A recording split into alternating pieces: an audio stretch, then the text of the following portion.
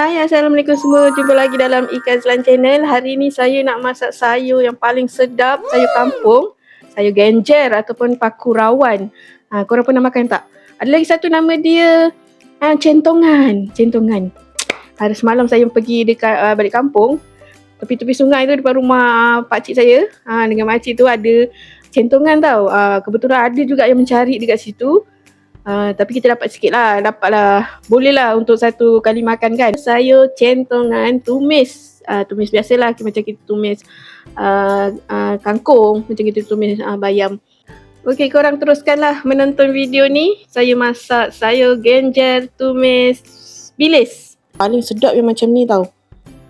Dia punya bunga ni yang masih muda-muda lah. Ada juga yang ada tua ni, tapi boleh je nak ambil sikit-sikit. Tapi yang paling sedap yang macam ni.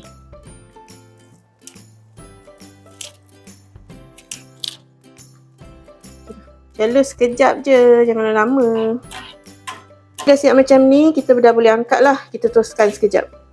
Untuk bahan tumisan dia ni, kita nak tumis hari ni cili api, ikan bilis, bawang merah kecil, bawang besar, dengan bawang putih. Minyak dah panas. Bismillahirrahmanirrahim.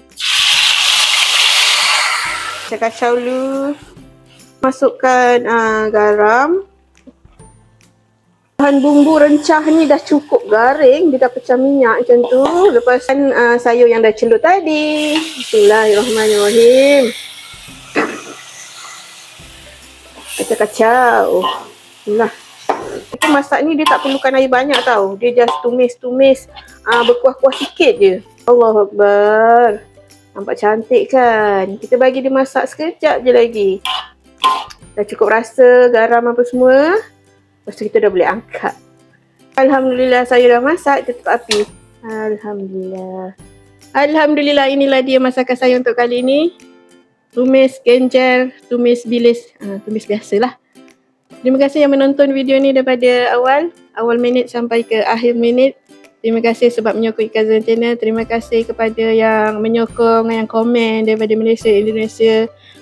Jangan lupa untuk like, subscribe, share dan komen. Bye-bye. Assalamualaikum.